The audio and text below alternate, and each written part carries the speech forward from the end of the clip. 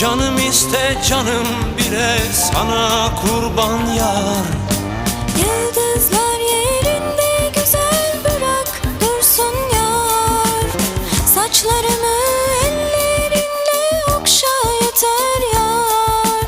Gönlüm senden bir şey ister, nasıl desem yar. Allah beni bulla beni al koynuna yar. Rüzgar olup ince beline sarılayım yar. Çimen olup ayağına serileyim yar. Sürme olup gözlerine sürüleyim yar.